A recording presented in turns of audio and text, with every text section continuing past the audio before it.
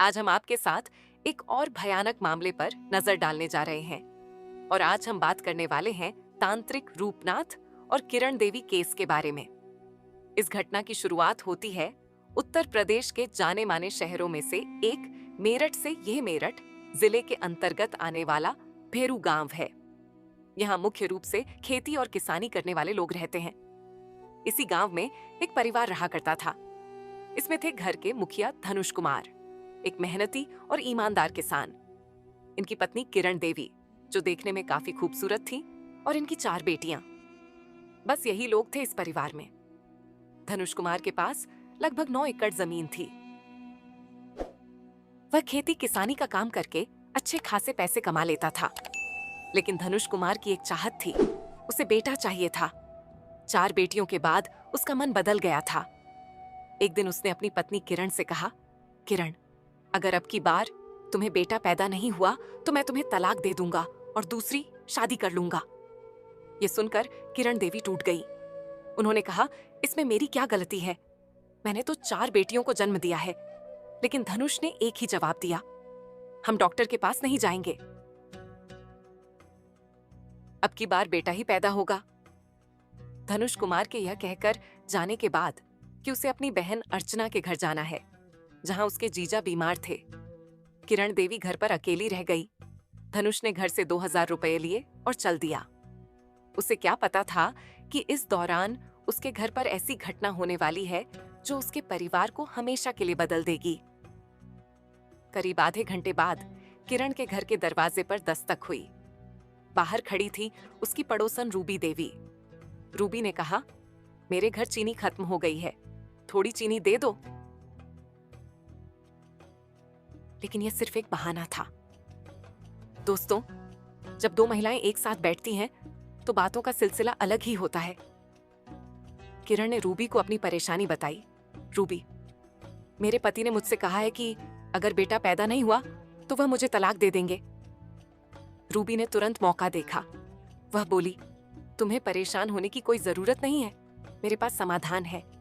हमारे गांव के बाहर एक तांत्रिक बाबा रहता है, रूपनाथ तांत्रिक। उसके पास अजीब शक्तियां हैं। वह देखते ही बता देता है कि बेटा होगा या बेटी। किरण देवी, जो बेटे की चाह में पागल हो रही थी, तुरंत तैयार हो गई। रूबी और किरण दोनों कुटिया की तरफ चल पड़ी। लगभग 10 से 15 मिनट बाद वे उस कुटिया में पहुंची। यहाँ कुटिया में बैठा था रूपनाथ तांत्रिक, एक ऐसा तांत्रिक जो महिलाओं में काफी दिलचस्पी लेता था। वह महिलाओं का शौकीन था और उनके साथ रंगीन रातें बिताता था। जैसे ही किरण ने कुटिया में प्रवेश किया, रूपनाथ की नजर उस पर पड़ी। उसकी आंखें फैल गईं। उसने अपने मन में सोचा, इतनी खूबसूरत महिला मैंने अपनी जिंदगी में कभी नहीं देखी। इसे किसी भी तरह हासिल करना ही पड़ेगा। रूबी ने रूपनाथ को किरण की समस्या बताई। रूपनाथ ने मुस्कुराते हुए कहा, तुम्हें टेंशन लेने की कोई जरूरत नहीं है। अब की बार तुम्हें बेटा ही पैदा होगा। लेकिन यह तो शुरुआत थी। रूपनाथ ने रूबी को एकांत में बुलाया। वहां उसने रूबी से कहा, इस महिला के पास बहुत सारे गहने हैं। वह सारे गहने तुम्हें मिलेंगे। लेकिन आज मैं इस महिला के साथ सोना चाहता हूं। रूबी, जो पहले से ही रूपनाथ की सहयोगी थी, तुरंत मान गई। रूबी एक ऐसी महिला थी जो परेशान महिलाओं को झूठी अफवाहों के सहारे रूपनाथ के पास लाती थी और बदले में उसे दान दक्षिणा मिलती थी। रूपनाथ ने किरण को अपने साथ कमरे में बुलाया। उसने कहा, तुम्हें मेरे साथ कमरे में आना होगा। मैं तुम्हारा अच्छे से चेकअप करूंगा।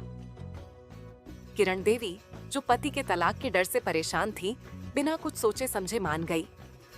कमरे का दरवाजा बंद कर दिया गया। रूपनाथ ने कहा, तुम अपने कपड़े उतारो। किरण सहम गई।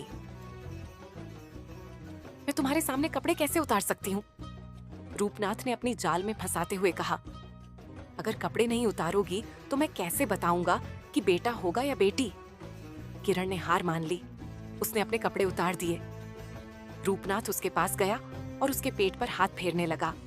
फिर उसने कहा, तुम 20 दिन पहले गर्भवती हुई हो। किरण ने कहा, हाँ, मैंने चेकअप करवाया था, मैं गर्भवती हूँ। रूपनाथ ने तुरंत मौका पकड़ा। तुम गर्भवती हो, लेकिन बेटा पैदा करने के लिए तुम्हें मेरे साथ सोना पड़ेगा। 3 रात मेरे साथ बिताओगी तो 9 महीने बाद बेटा पैदा होगा। और किरण बेटे की चाह में अंधी हुई तुरंत मान गई। उसने एक पल के लिए नहीं सोचा कि वह क्या करने जा रही है। रूपनाथ ने उसके साथ गलत काम किया। इसके बाद रूपनाथ ने कहा, मुझे दान दक्षिणा में सारे गहने दे दो। किरण ने अपने तन बदन से सारे गहने उतारकर रूपनाथ को दे दिए। रूपनाथ ने किरण से कहा, तुम्हें 3 रात मेरे साथ बितानी पड़ेगी। तुम्हें पूरी रात मेरे साथ गुजारनी पड़ेगी। पहली रात किरण उसके साथ रही, दूसरी रात भी। लेकिन तीसरी रात से पहले रूपनाथ ने एक साजिश रची। उसने अपने 9-10 पुजारी साथियों को फोन किया। एक बहुत खूबसूरत महिला है, वह रोज आती है। आज आखिरी रात है, तुम सब आ जाओ। सभी पुजारी कुटिया में आ गए। वे शराब लेकर आए और भरपूर नशा किया। रात के करीब 9:30 बजे किरण घर से निकली।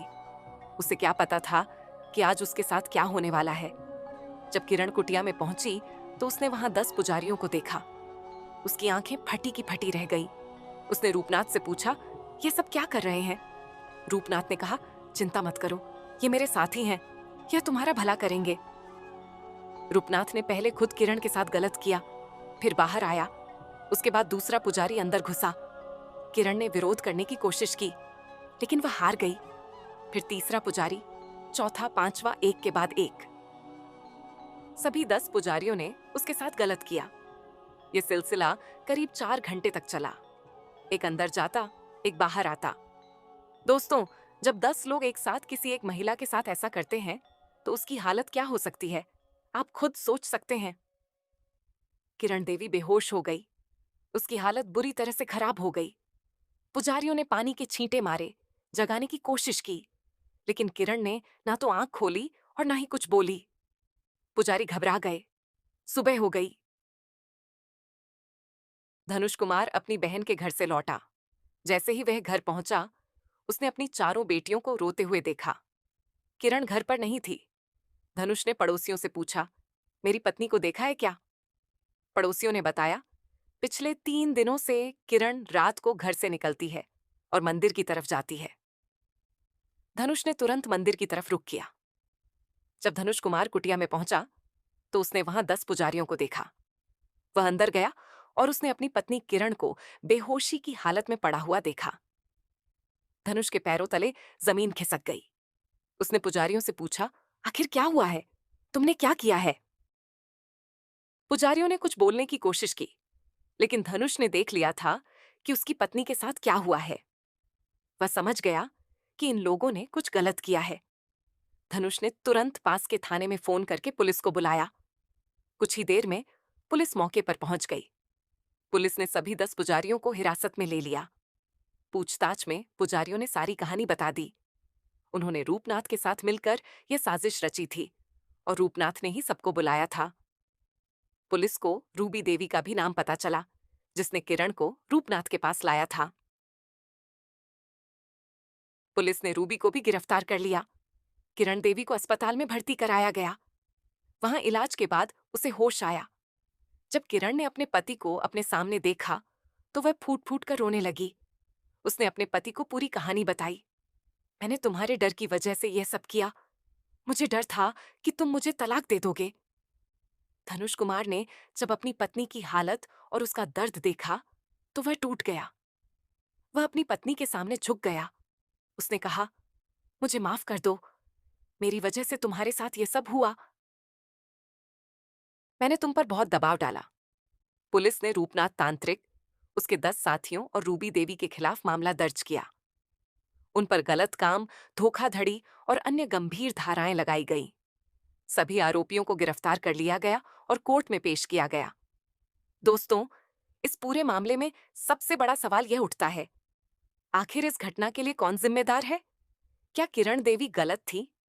उसने तो सिर्फ अपने पति को खुश रखने के लिए बेटा पैदा करने की चाह में यह कदम उठाया था। क्या रूपनाथ तांत्रिक गलत था? उसने एक मासूम महिला की मजबूरी का फायदा उठाया और उसके साथ जघन्य अपराध किया। क्या रूबी देवी गलत थी? उसने अपने लालच के लिए किरण को धोखा दिया और उसका साथ दिया। लेकिन सबसे बड़ी गलती धनुष कुमार की थी, जिसने अपनी पत्नी पर बेटा पैदा करने का इतना दबाव डाला कि वह किसी भी हद तक जाने को तैयार हो गई। आज के समय में भी कई तांत्रिक झोला छाप बाबा और नकली संत महिलाओं की मजबूरी का फायदा उठाते हैं। बच्चा बेटा हो या बेटी, वह ईश्वर की देन है। बेटी होने पर उसे तोहफा समझें, बोझ नहीं। इस पूरी घटना पर आपके क्या विचार हैं? हमें कमेंट में जरूर बताएं। आखिर इसमें सबसे बड़ी गलती किसकी थी? किरण देवी की, रूपनाथ की, रूबी की या धनुष कुमार की? हमें कमेंट करके जरूर बताएं। और अगर आप हमारे चैनल पर आए हैं तो चैनल को सब्सक्राइब किए बिना मत जाएं। हम आपको जागरूक करने के लिए ऐसे वीडियोस लाते रहेंगे। धन्यवाद।